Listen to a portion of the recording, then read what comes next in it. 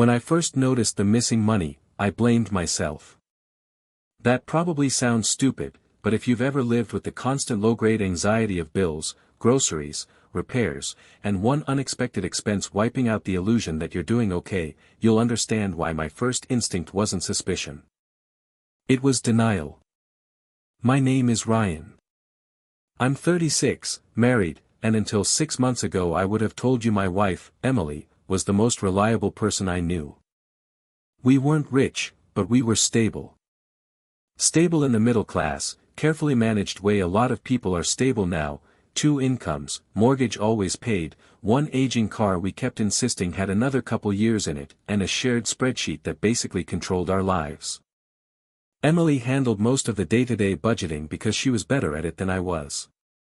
More patient. More organized. The kind of person who knew exactly how much we spent on groceries every month and could tell if a utility bill was unusually high before she'd even opened it. So when I noticed that our savings account looked lower than it should have, I didn't assume she was hiding something. I assumed I had forgotten something. Maybe the property tax payment had come out. Maybe the HVAC repair had cost more than I remembered. Maybe I'd transferred money and not logged it. That was the thing about trusting someone, it doesn't just make you believe them. It makes you doubt yourself first. The missing amount wasn't huge. Not at first. A few $100s here. A few hundred there. Small enough to explain away if you wanted to. Small enough that if you were exhausted after work, half watching TV, and checking your banking app with one eye, you'd probably just shrug and move on. Which is exactly what I did. Until it kept happening. By the 3rd month, we were down almost $4,000. I remember staring at the number on my phone in the parking lot outside a grocery store, trying to force it into some shape that made sense. Emily and I didn't fight about money often, but we did talk about it constantly in the dull, adult way married people do. Can we postpone replacing the dishwasher another month? Should we skip the trip to Charleston this summer? Is it smarter to throw more at the mortgage or build emergency savings? There was no world in which $4,000 quietly vanished and Emily simply forgot to mention it. So that night, I asked her. I kept my voice light. Hey, did something come out of savings recently? She was loading plates into the dishwasher. For 1 second, less than a second, her hands paused.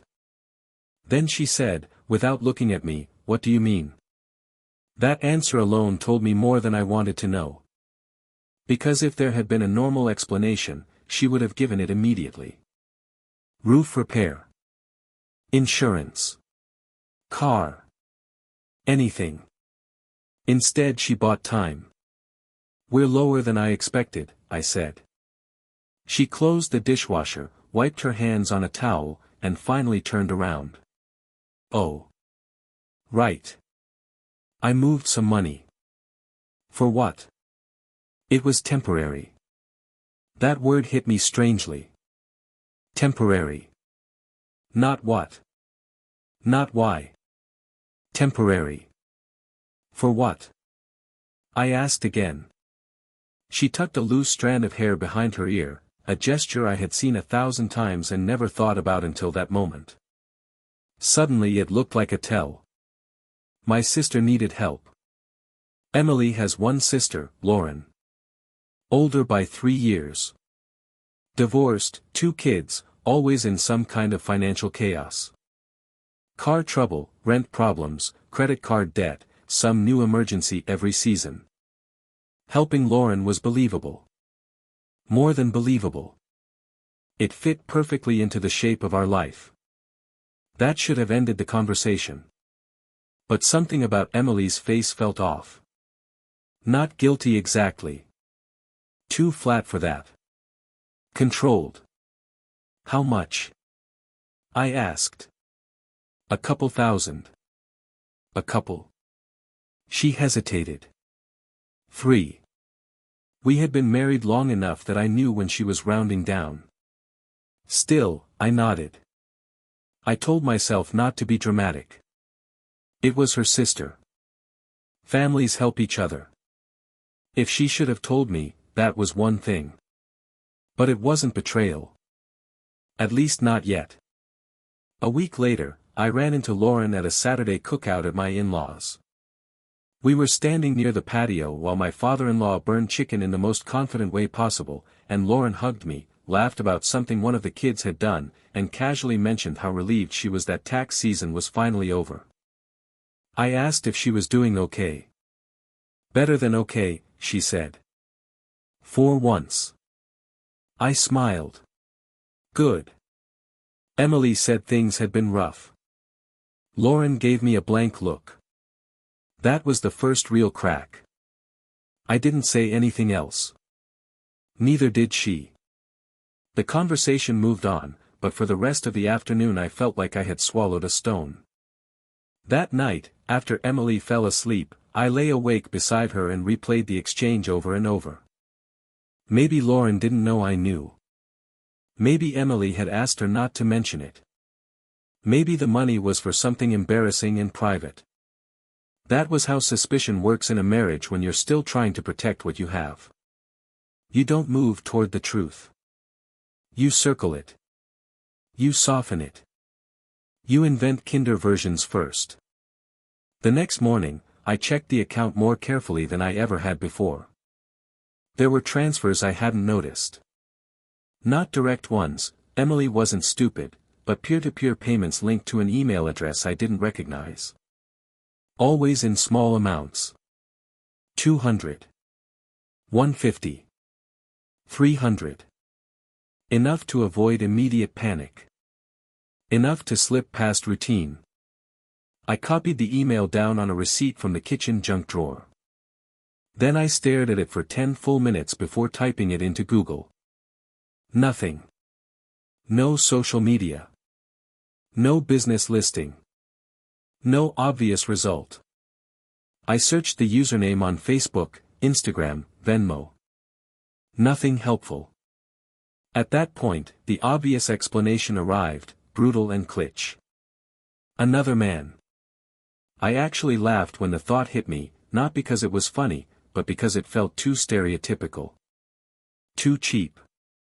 Like the setup to every bad confession post online. My wife is secretly sending money to another man. For what? Guilt? Love? Blackmail? A child I didn't know about? Once that possibility entered my mind, everything tilted. Emily became harder to read.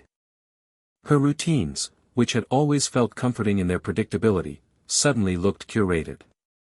She took her phone into the bathroom. She turned it face down at dinner. She smiled at messages she didn't explain. Once, around midnight, I woke up and realized her side of the bed was empty. I found her downstairs in the living room, sitting in the dark with only her phone screen lighting her face. When she saw me, she jumped. I couldn't sleep, she said. I remember standing there, half awake, staring at her and thinking. If I ask right now, she will lie. Not because I had proof. Because by then I already understood something had changed between us. So I said nothing. Instead, I started watching. I hated myself for that almost immediately. I checked phone records. Looked at bank statements. Memorized the expression on her face when certain names came up.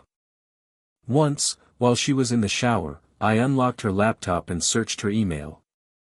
That's where I found the messages. Not romantic ones. Which, in a strange way, made them worse. The email address from the payments was attached to a thread with the subject line. Monthly update. I opened the most recent one.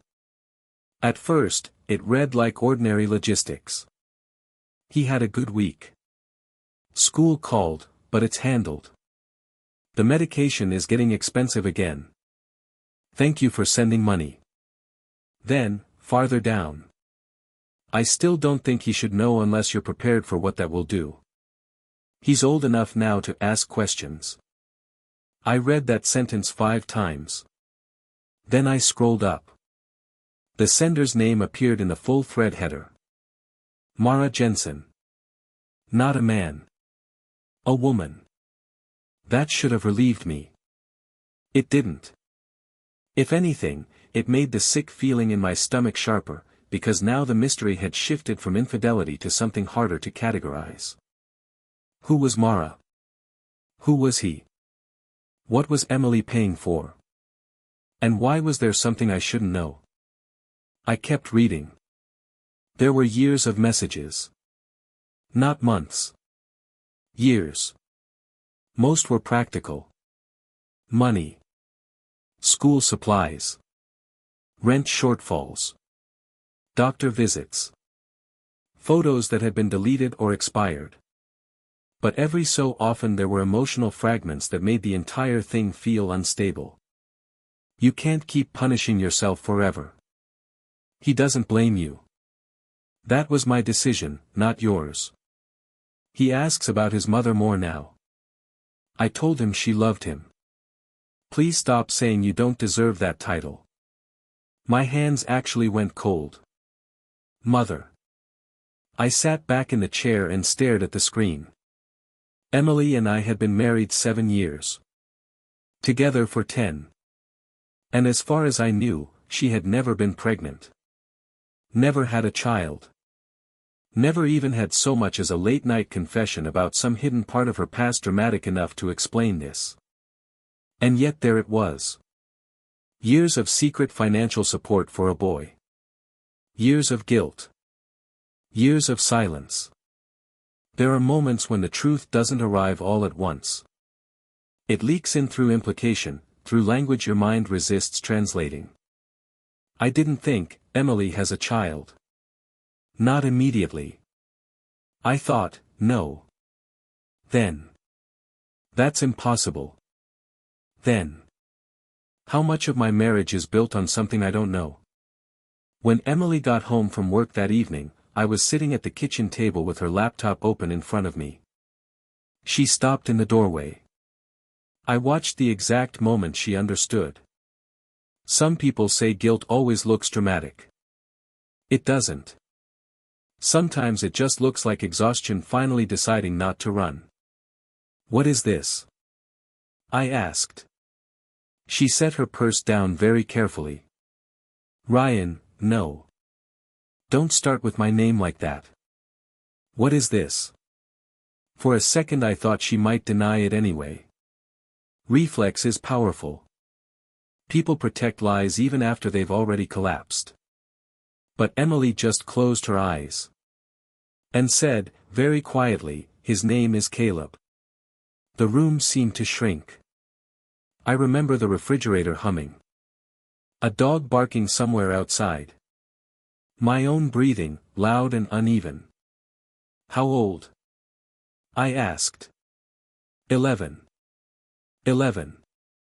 We had been together 10 years. Do the math on that and you'll understand why my next thought was not sympathy. Was this while we were together? No, she said quickly. No. Before you. Before us. I wanted to believe that mattered. I wasn't sure it did. Because the issue was no longer cheating. It was this. My wife had a child, an entire human being, and she had hidden his existence from me for the whole length of our relationship. I asked who Mara was. She adopted him. That answer hit me sideways. Everything that came after unfolded in pieces. Emily got pregnant at 24 after a short, chaotic relationship with a man who disappeared the second things became real. She was struggling, broke, living in a one-bedroom apartment, and drowning in the kind of fear that makes every future look like a punishment. Through a distant family connection, she met Mara, a woman in her 40s who had spent years trying to adopt and couldn't have children of her own. Emily gave birth. Signed the papers. And then, according to her, fell apart in private and spent years pretending she hadn't. I told myself it was the right thing, she said. And maybe it was. For him, maybe it was. But I never got over it. So you've been sending money? She nodded. For how long? Since he was 6. 6. Meaning she had started while we were already married. Why didn't you tell me? Her answer came too fast. Because I was ashamed. I laughed, sharp, humorless. Shame doesn't last 10 years, Emily. She flinched. That was the first honest thing either of us had done in that conversation. Because by then we both knew the truth was larger than shame. Shame may have started the lie. But after that, the lie survived because secrecy became easier than risking abandonment. What else? I asked. Is there anything else you've hidden? Anyone else? Any more children I should know about? She started crying then, but I was too angry for it to move me. And maybe anger wasn't even the right word. Anger sounds hot. This felt colder than that. More surgical.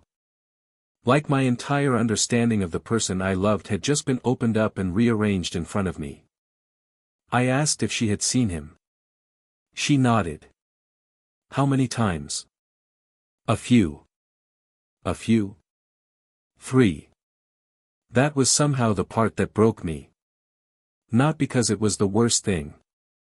But because it meant she had lived entire emotional events, meeting her biological son, seeing his face, hearing his voice, and then come home to me, made dinner, asked about my day, and carried on as if we still occupied the same reality.